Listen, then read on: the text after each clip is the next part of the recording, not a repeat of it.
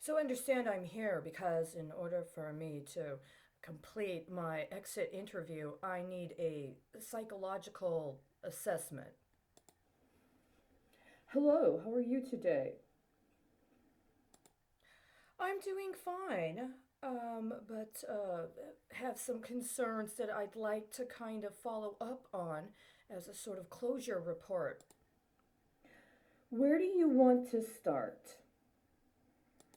Well, I think I'd like to start at the beginning, which is how I came to be a journalist and how it is that in the lead up and run up to the issues concerning diversity in various sectors that other white women were allowed to continue pursuing journalism while I was not.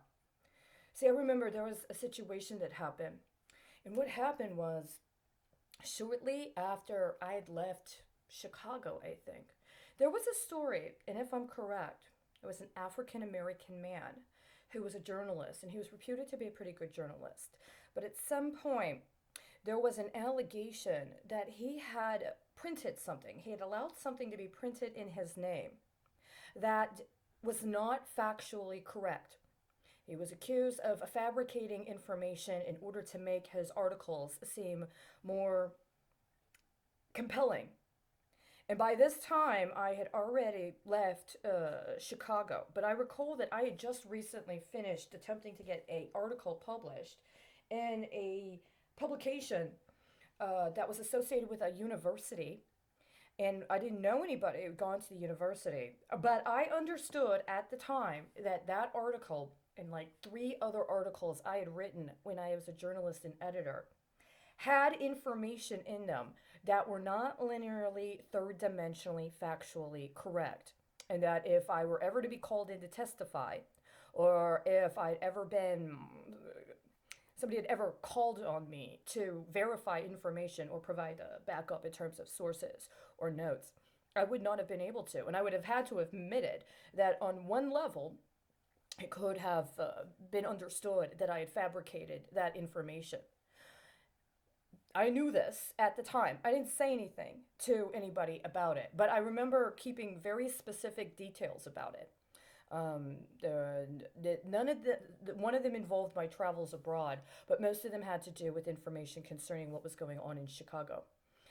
It became concerning to me because sometime later, after, for whatever reason, it was no longer considered relevant for me to pursue journalism, I started seeing other articles and other media reports on those very things happening that I had put into the articles that otherwise would not have been at the time able to hold up under scrutiny as factually correct. And not only that, I would meet people that would talk to me. And when they talked to me, they would tell me about how they had life experiences that were comparable to what I had written about in those articles at the time. Some of them even discussed how, either at that moment, they were living in their life the kind of circumstances I had written about in those articles from the past, or at that time in a completely different location. They wanted to discuss it with me and tell me as part of their backstory and part of their history about these things that had happened in the past to them at that point in time, but in a different location. I remember in 2015, after I went to Honduras, I came back and I wanted to get involved in this political campaign. There was an event, somebody was running for public office, and they had a specific kind of event in front of the city hall. And I went up there and I was talking to somebody I'd never seen before. And I told him my name, and he's like, Charity Crouse? Did you used to work for Streetwise? I was like, wow. We're talking, last time I worked at Streetwise was what, early 2002? And this was 2015. Somehow, and when I was in San Francisco, nobody even seemed to know what Streetwise was. And nobody ever engaged me or treated me like I was that person. My life in San Francisco was completely different than it was in Chicago. And even when I did work, even if I did publish some articles in a newspaper in San Francisco, Nobody knew anything about Streetwise. Nobody knew anything about me as a journalist. Nobody knew anything about me as an editor. Nobody ever talked to me like I was a professional. And here's this person I've never met before, working on a third party political campaign. I just go up and he asks me my name if I want to get involved with the campaign. As soon as I tell him my name, he's like, "Wait, are you Charity Crouse? Did you used to work with Streetwise?" Like, yeah. He's like, "Oh, I remember." And then he starts talking about Streetwise, like how he had heard about Streetwise or he knew about it from back in the day. He had actually been in Chicago and he recognized me. It was the first time that it ever happened when I was in San Francisco. There were only two or three people there that knew anything about my life before I went out there. And it wasn't something they really talked about with other people. Let's put it that way. I never had any indication that they ever discussed me or my life outside of what everybody else that we might have been with at that time would see. I wasn't a political person in San Francisco. I did not have a political identity. And I didn't even have the means or the capability to engage in anything political till after I left the country and returned. And so by that time, I'd already had these experiences where people were talking to me about things they said that literally happened to them that were from the stuff that I had written about before that I knew at the time was not factually correct. There were a couple of things that were not factually correct that I put into the articles, a few of the articles. And I've kept track of it. I've kept track of it. Um, and always knew that if somebody were to talk to me about it, I'd have to acknowledge that. Well, there was a period of time when I first got to San Francisco, I was terrified. I was terrified that part of what was happening maybe has to do with the fact that I was being punished karmically. You know, I told people, I used to know, that my mother was a compulsive liar. And my mother had been a compulsive liar since I was a little girl, in that her lying had damaged me in many ways in my relationships with women. My mother would tell me stories about my father sexually abusing her. And it was a month period of time when she would tell me these very graphic stories about my father sexually abusing her. And one day it was too much for me. And I went to the neighbor's house and I told her what my mother told me. And within a week after that, my mom called me into her room and started chastising me. She said I had lied about my father. I said, "What?" She said, "You lied about your father. He never did those things. Why would you say those terrible things about your father?" I was young. I was maybe a freshman in high school, if I recall correctly. I did not honestly have any experience in my life with the sort of things that my mother was telling me about my father doing to her. I'd never seen it, I'd never heard of it, I'd never imagined it. She's describing these graphic details of this sexual violence, and she kept telling me she was afraid. She was telling me, but I couldn't tell anyone because she was afraid that then my father would do it to me. And after I told the neighbor, something happened, and when I came back, my mother pretended like it never got said. She never said that, and she was angry at me for saying bad things about my father and telling the neighbor. And after that, something happened in my life. I was totally cut off from my mother, and as much as I had this very significant relationship with my father, I couldn't ever get close to my father again after that. I couldn't trust either of them. And I would tell people about this. I told people about this when I was in college. I told my friends early on that this was part of my relationship with my own sense of womanhood, that I had been raised around women that lied. And so one of the reasons I went into journalism is to be held accountable for what I said and did. That if I lied, it would be on the public record. That I wouldn't be able to lie and get away with it. I said this to people, that was the specific reason I went into journalism. Even before I started doing it, and even before I started writing articles where there was information in the article that could not be third dimensionally, linearly verified at the time, and I knew it. The whole point was, and I let people know, that if I'm on the public record, I expect to be held accountable. That's the whole point. If something happened, I was not raised in an environment where speaking truth literally and linearly, especially as a woman, I didn't have experience with that. And so, in fact, it impacted my entire relationships with women. And I knew this, and I told everybody, men, women, and people that were my friends. And in fact, I told them it's also one of the reasons why I don't ever want to be in a situation where I use mental illness as an excuse for lying.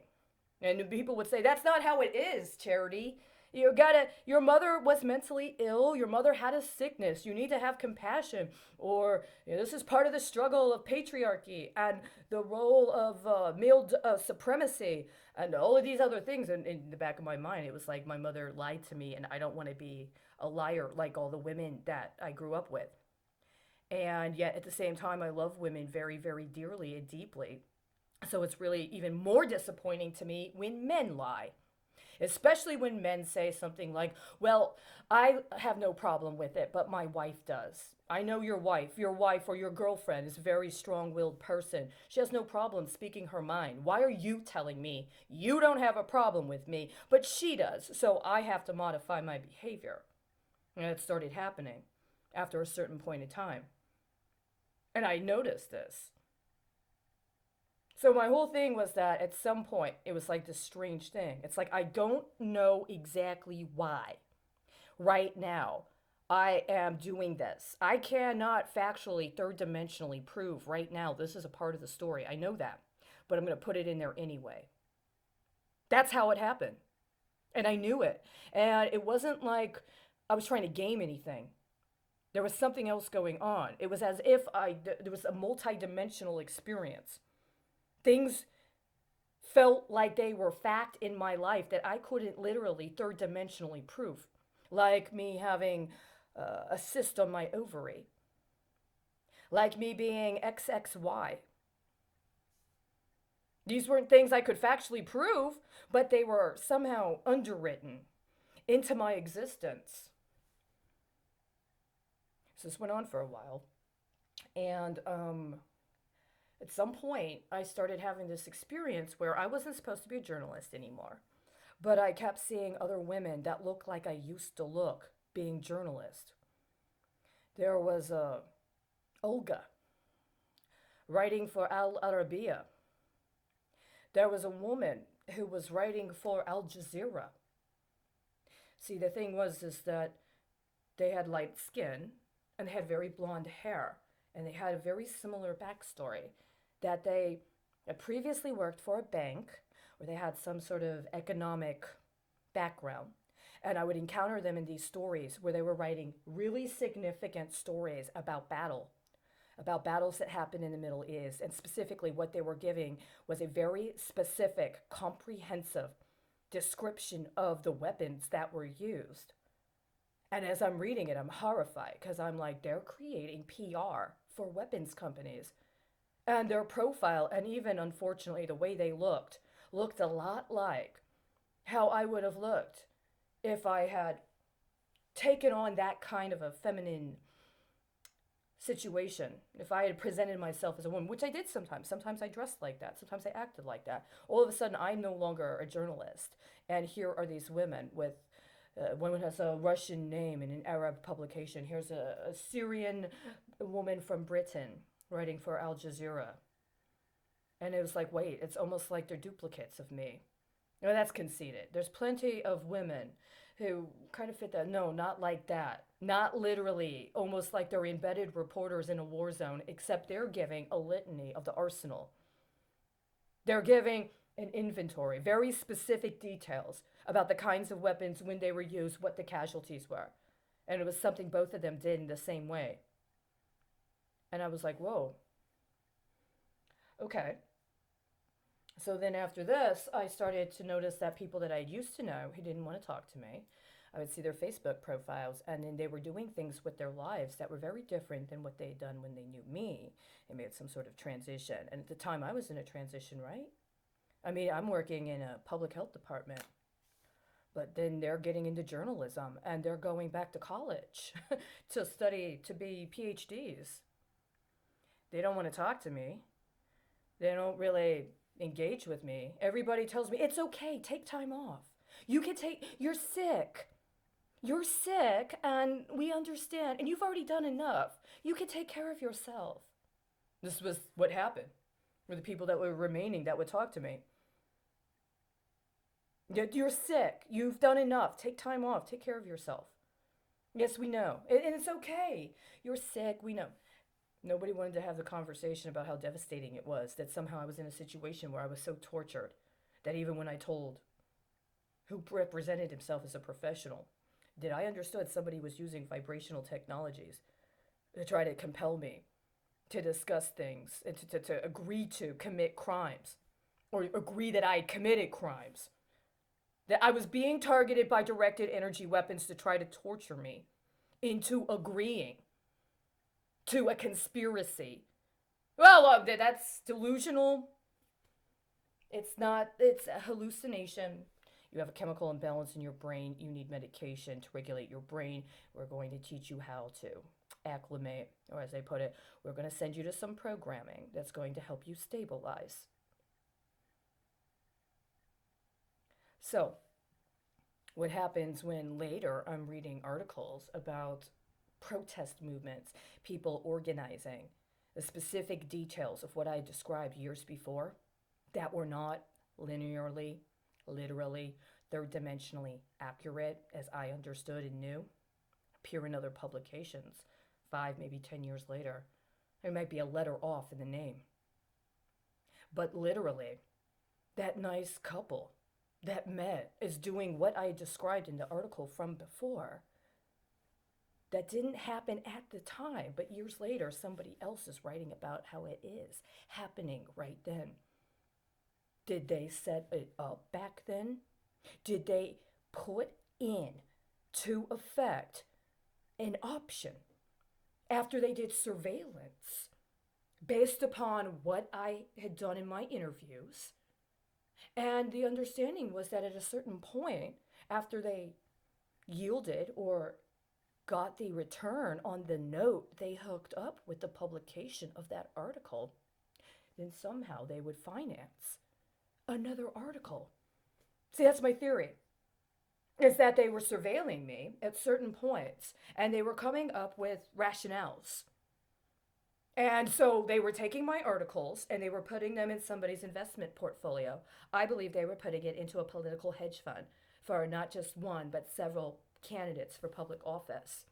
And there were certain issues that it had already been selected that my life was supposed to be made available for. And I was supposed to have this really nice sort of spread between Palestinians and prostitutes, which, not so ironically, if you don't get judgmental about it, is actually a chapter in Andrea Dworkin's book, Scapegoat. She has a chapter that's literally called Palestinians and Prostitutes. And it talks about the relationship of male supremacy in the nation of Israel and the treatment of women and how prostitution is legalized in Israel and for why. Right? And I'd already read this book around the time that I was getting in this position where then all of a sudden this information's coming to me that's not accurate, literally third dimensionally. There's something in my under ego? It's like, put it in there. Put it in there. Well, does that mean I'm taking command from somebody else that's telling me to engage in some sort of disinformation campaign?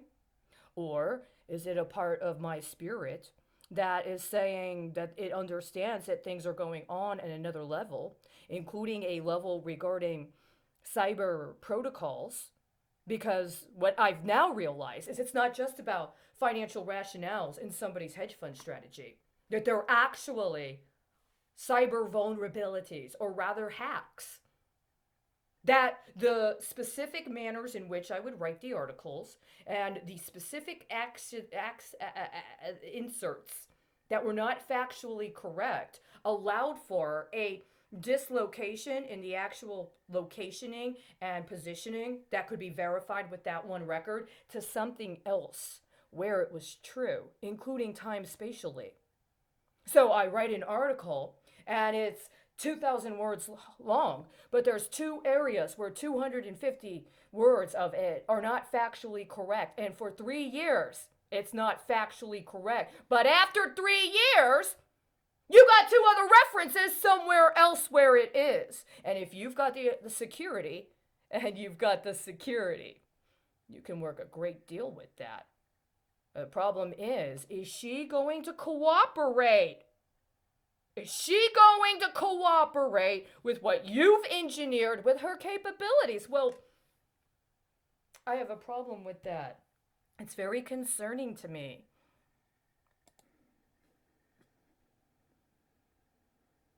Concerning how? Who's white? There was a very important point in time when I was around women that talked about white supremacy and white privilege and how I had it.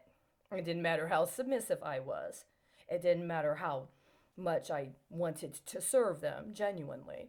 Yeah, but just by virtue of my skin color, and honestly, because at the time I had long blonde hair and I had blue eyes and I had a particular kind of physique, now I had a form of white privilege that was oppressive to other women. And that white privilege wasn't just about being of a particular specific kind of Christian background, that there was white privilege in the Arab community and there was white privilege in the Jewish community. And Ashkenazi Jewish women that could pass as white had white privilege. That very light skinned Arab women, including women from certain countries, i.e., Lebanon, and people that had been a part of early Arab immigration, specifically from Lebanon, were able to pass as white. So this was white privilege, and this was all of the nuances of white privilege and how it was oppressive and how white people had to learn to suppress their privilege and take leadership from people of color, including women of color. And this was for several years. And I was sincere about it. I was sincere about it. I really believed, and it was something that I took seriously. And when I would talk with people, they would be, and then, when you're honest about it and you're authentic about it, they'll discuss with you more, depending on where you are. Because then there's the whole situation, well, what if you're dealing with cultures of expatriates? What if you're dealing with linguistic differences that also have racialized implications? What if you're dealing with class differences, including class differences based upon demarcation of space and space bounded based upon a continuous presence versus being forced into a specific bounded space from another space and then having a specific kind of temporality assigned to that space for you in which you've been located, i.e., a refugee camp. These sorts of things also entail different understandings of privilege that aren't just race based or linguistic based, but that also talk about concepts of power and how power can be defined and implicated